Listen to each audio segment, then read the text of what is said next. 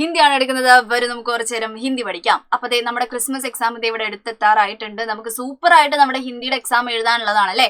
അപ്പൊ ഓരോ ക്വസ്റ്റ്യൻസ് ആയിട്ട് നമ്മൾ ഇങ്ങനെ ഡിസ്കസ് ചെയ്തുകൊണ്ടിരിക്കുകയാണ്. ഇത് നമ്മളൊരു ഇമ്പോർട്ടന്റ് ആയിട്ടുള്ള ഒരു ക്വസ്റ്റ്യൻ ആണ് ഡിസ്കസ് ചെയ്യാൻ പോകുന്നത് കേട്ടോ. അതായത് നമ്മുടെ ഇച്ചു ഓർ ബിനിയ, ഇച്ചു ഓർ ബിനിയയുടെ കഥയൊക്കെ നമ്മൾ ഫുൾ ആയിട്ട് പഠിച്ചതാണ്. അതിന്റെ ലൈവ് ഒക്കെ നമ്മൾ കഴിഞ്ഞതാണ്. കാണാത്തവർ വീണ്ടും എന്ത് ചെയ്യണം, പോയി കാണണം. ഫുള്ള് നമ്മൾ മലയാളത്തിൽ പറഞ്ഞ് സെറ്റ് ആക്കിയിട്ടുള്ളതാണ്.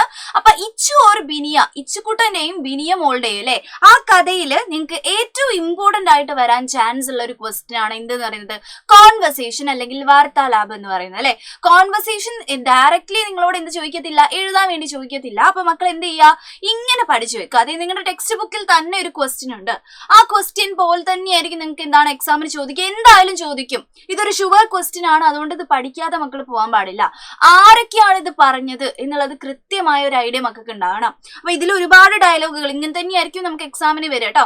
ഇത്ര നന്നായിട്ട് കൊടുത്തിട്ടില്ലെങ്കിൽ എന്തായിരിക്കും, ചിലപ്പോൾ നിങ്ങളോട് എടുത്ത് എഴുതാനൊക്കെ ആയിട്ട് ഒരു ബോക്സ് ആയിട്ട് ചിലപ്പോൾ എന്താണ് മാച്ച് ദ ഫോളോയിങ് പോലെയൊക്കെ ആയിട്ടും ചോദിക്കും കേട്ടോ. അപ്പൊ എങ്ങനെ ചോദിച്ചാലും ഇങ്ങനെയായിരിക്കും ക്വസ്റ്റ്യൻ ഉണ്ടാവും. എന്ത്, നമ്മുടെ ഇച്ചു എന്തൊക്കെ പറഞ്ഞു, നമ്മുടെ ബിനിയ എന്തൊക്കെ പറഞ്ഞു എന്നുള്ളത് നിങ്ങളോട് എഴുതാൻ വേണ്ടിയിട്ടായിരിക്കും ചോദിക്കുന്നുണ്ടാവുക.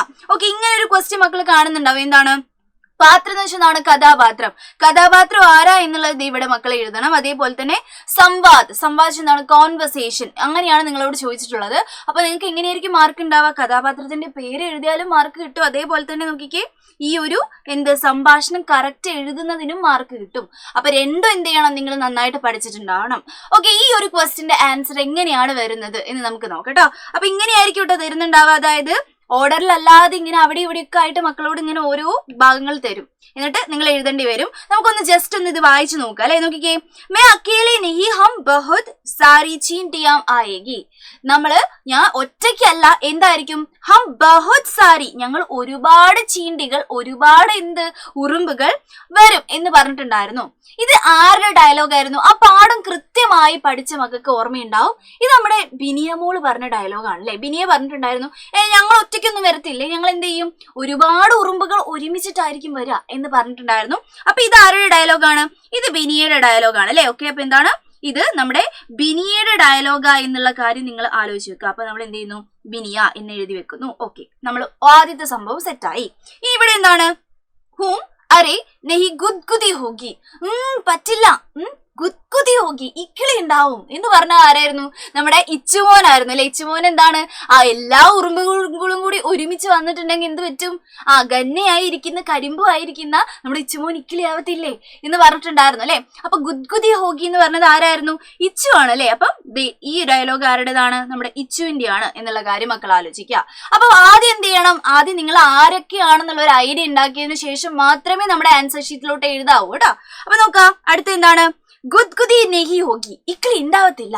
ഇതാരാ പറഞ്ഞത്? ഇത് നമ്മുടെ ബിനിയാ പറഞ്ഞല്ലേ. ഇക്കിളി ഒന്നും ഉണ്ടാവത്തില്ല എന്ന് പറഞ്ഞിട്ടുണ്ടായിരുന്നു. നീ ഗന്നിയായിരിക്കത്തില്ലേ, കരിമ്പായിരിക്കത്തില്ലേ, അപ്പൊ എന്താ അങ്ങനെയൊന്നും ഉണ്ടാവില്ല എന്ന് പറഞ്ഞിട്ടുണ്ടായിരുന്നു അല്ലെ. അപ്പൊ തെക്കിക്കേ, ബിനിയ അല്ല, സോറി, നമ്മുടെ ഇച്ചു ആണ് ഇത്, സോറി, നമ്മുടെ ബിനിയ തന്നെയാണ് ഇത് പറഞ്ഞിട്ടുണ്ടായിരുന്നത് അല്ലെ. അടുത്ത എന്താണ് നോക്കിക്കേ, മേ ഗന്ന ബഞ്ചാത്താവും, ഞാൻ ഗന്നയാവാം, ഞാൻ ഉറുമ്പാകാം, സോറി ഞാൻ കരിമ്പാകാം എന്ന് പറഞ്ഞിട്ടുണ്ടായിരുന്നു അല്ലെ. ഗന്ന മീൻസ് എന്താണ്, കരിമ്പാണ്, ഞാൻ കരിമ്പായിട്ട് മാറാം എന്ന് പറഞ്ഞിട്ടുള്ള ആരായിരുന്നു? ഇച്ചു ആണല്ലേ. കാരണം എന്താണ്, ഇച്ചു ഇടയ്ക്കിടയ്ക്ക് അവന്റെ ആഗ്രഹങ്ങളൊക്കെ മാറ്റുന്നുണ്ട്. നമ്മുടെ ബിനിയ എന്താണ് ചീണ്ടിയിൽ തന്നെ ഉറച്ചു നിന്നെങ്കിലും നമ്മുടെ ഇച്ചു ആണെങ്കിൽ എന്തൊക്കെ പറഞ്ഞു, ഞാൻ ഇരുമയാകാം, ഞാൻ എന്താണ് ഇരുമയാവുമ്പോ ഇച്ചുമോക്ക് എന്താണ്, സോറി, നമ്മുടെ ബിനിയമോക്ക് പാല് കുടിക്കാൻ വേണ്ടി വരാൻ പറ്റത്തില്ല, അതുകൊണ്ട് എന്താണ് നമുക്ക് അത് ക്യാൻസൽ ആക്കി. പിന്നെ അവൻ കരിമ്പാവാന്ന് പറഞ്ഞു, പിന്നെ അവൻ കുറച്ച് കഴിഞ്ഞപ്പോ ചീണ്ടിയാവാന്ന് പറഞ്ഞു. ഇങ്ങനെ ആഗ്രഹങ്ങൾ ഇങ്ങനെ മാറ്റിക്കൊണ്ടിരിക്കുന്നുണ്ടായിരുന്നു. അപ്പൊ ഗന്നയാവാം എന്ന് പറഞ്ഞ ആളാരായിരുന്നു? നമ്മുടെ ഇച്ചു ആണ് അല്ലെ. ഇത് നമ്മുടെ ഇച്ചുവിന്റെ ഡയലോഗാണ് എന്നുള്ള കാര്യം ആലോചിക്കാം. ഇനി ലാസ്റ്റ് ഒന്നും കൂടി എഴുതി നോക്കിക്കേ, ദോനോ സാത്ത് സാത്ത് രേഖേ, രണ്ടുപേർക്ക് എന്താണ് ഒരുമിച്ച് നിൽക്കാം എന്ന് പറഞ്ഞിട്ടുണ്ടായിരുന്നു. ഉറുമ്പാവുകയാണെങ്കിൽ രണ്ടുപേർക്കും ഒരുമിച്ച് നിൽക്കാം എന്ന് പറഞ്ഞ ആളാരാണ്? ഇതും ഇച്ചു തന്നെയാണ് പറയുന്നത് അല്ലെ. ഓക്കെ, അപ്പൊ ഇത് മക്കളുടെ എന്താണ്, ആദ്യം നിങ്ങൾ ആരൊക്കെയാണെന്നുള്ള ആ ഡയലോഗ് എന്നുള്ള കാര്യം എഴുതി. ഇനി ഇത് ഓർഡറിൽ എഴുതണം, ഓർഡറിൽ എഴുതും വേണം. വെറുതെ ഓരോരുത്തരെ ഇട്ട് കൊടുത്തിട്ട് കാര്യമില്ല. ഓർഡറിൽ കാര്യങ്ങൾ എങ്ങനെയാ നടന്നേന്നുള്ള കാര്യം എഴുതണം. ഇത് കുറച്ച് ടാസ്ക് ആയിട്ടുള്ള ക്വസ്റ്റ്യൻ ആണല്ലേ, അതുകൊണ്ട് തന്നെയാണ് മിസ് എന്ത് ചെയ്യുന്നത്, ഇത് തന്നെ പറഞ്ഞത്. ഓക്കെ, ഞാൻ കരിമ്പായിട്ട് മാറാം എന്ന് പറഞ്ഞ സമയത്ത് നമ്മുടെ അത് കഴിഞ്ഞിട്ട് സംഭവിക്കുന്നത് നമ്മുടെ ബിനിയ പറഞ്ഞ ഈ ഡയലോഗാണ്. ഞങ്ങൾ എല്ലാവരും ഒരുമിച്ച് വരും. ഞങ്ങൾ ഒരുമിച്ച് വരുന്ന സമയത്ത് ഇച്ചു പറഞ്ഞു എന്താണ്, എനിക്ക് ഇക്കിളിയാവും എന്ന് പറഞ്ഞു. അപ്പം നമ്മുടെ ബിനിയ പറഞ്ഞു ഇക്കിളി ഒന്നും ആവത്തില്ല എന്ന് പറഞ്ഞു. ലാസ്റ്റ് നമ്മുടെ ഇച്ചു പറയുന്നു നോക്കിക്കേ, ദോനോ സാത്ത് സാത്ത് രേഖേ. ഇതാണ് ഇതിന്റെ ഓർഡർ എന്ന് പറയുന്നത് അല്ലെ. ഈ മിസ് എന്ത് ചെയ്യാം, ഇത് ഓർഡറിൽ എഴുതിയേക്കുന്ന സംഭാഷണമാണിത്. ഈ ഓർഡറിലാണ് വരുന്നത് നോക്കിക്കേ. ഞാൻ എന്തായിട്ട് മാറും, കരിമ്പായിട്ട് മാറാം എന്ന് പറഞ്ഞല്ലേ. മേ ഗന്നാ ബൻ ജാത്താ ഹൂം, ഞാൻ കരിമ്പായിട്ട് മാറാന്ന് ഇച്ചു ആണ് പറഞ്ഞിട്ടുള്ളത്. അടുത്ത ബിനിയന്റെ ഡയലോഗാണ് എന്ത്, മേ അക്കേലേ നിഹി, ഞാൻ ഒറ്റയ്ക്കല്ല, ഹാ ബഹുത് സാരി ചീണ്ടിയാ ഹോഗി, ഞങ്ങൾ ഒരുപാട് ചീണ്ടികൾ ഒരുപാട് ഉറുമ്പുകൾ ഉണ്ടാകും എന്ന് പറഞ്ഞ ഡയലോഗ് രണ്ടാമത് മക്കൾ എഴുതി കൊടുക്കുക. മൂന്നാമത് എന്താ എഴുതേണ്ടത്, ഇച്ചുവിന്റെ ഡയലോഗാണ് എഴുതേണ്ടത്. ഹും അരി നെഹി, ഇല്ല ഗുദ്ഗുദി ഹോഗി, ഇക്ലിയാവും എന്ന് പറഞ്ഞത് നമ്മുടെ ഇച്ചു ആണ്. അപ്പൊ നമ്മൾ അതിനനുസരിച്ചിട്ടുള്ള ഓർഡറിൽ എഴുതി. പിന്നെ അടുത്തത് ഗുദ്ഗുദി നെഹി ഹോഗി, ഇക്ലി ഒന്നും ഉണ്ടാവത്തില്ല എന്ന് പറഞ്ഞത് ആരാണ്, നമ്മുടെ ബിനിയാണ്. ആ ബിനിയുടെ ഡയലോഗ് എഴുതി. ലാസ്റ്റ് ഡയലോഗ് ആരതാണ്, ഇച്ചുവിന്റെയാണ്. ദോനോ സാത്ത് സാത്ത് രേഖേ, രണ്ടുപേരും സാത്ത് സാത്ത് ഒരുമിച്ച് നിൽക്കും എന്ന് പറഞ്ഞിട്ടുണ്ടായിരുന്നത് ഇച്ചു ആയിരുന്നു അല്ലെ. അപ്പൊ ഇതാണ് എന്തെന്ന് പറയുന്നത്, നമ്മുടെ ഈ ഒരു പാഠഭാഗത്തിൽ ഈ ക്വസ്റ്റ്യൻ എന്ന് പറയുന്നത് ഒരേ സമയം 2 സംഭവങ്ങൾ മക്കൾ ചെയ്യണം. ഏതൊക്കെ കഥാപാത്രം ഏതൊക്കെ പറഞ്ഞു എന്നും കണ്ടെത്തണം, പ്ലസ് എന്തും കണ്ടെത്തണം, ഇത് ഓർഡറിൽ എഴുതും വേണം. അപ്പം ഇത് നന്നായിട്ട് പഠിച്ചിട്ട് മാത്രമേ പോകാവൂ. ചിലപ്പോൾ ഇത് തന്നെ മക്കൾക്ക് എന്ത് ചെയ്യും, ചോദിക്കാൻ ചാൻസ് ഉണ്ട് കേട്ടോ. അപ്പൊ ഒരിക്കലും ഇത് വിട്ടു പോകരുത്. ക്രിസ്മസ് എക്സാമിന് ഈ ക്വസ്റ്റ്യൻ കാണും കേട്ടോ. ഓക്കെ, അപ്പം ഇതുവരെ എന്താണ് നിങ്ങൾ കാര്യങ്ങളൊക്കെ പഠിച്ചിട്ടുണ്ട്. നമ്മുടെ ബാച്ചിൽ ഇനിയും ജോയിൻ ചെയ്യാത്ത ആരെങ്കിലും ഉണ്ടെങ്കിൽ നിങ്ങൾക്കായിട്ട് ഒരു അവസരം വരികയാണ്.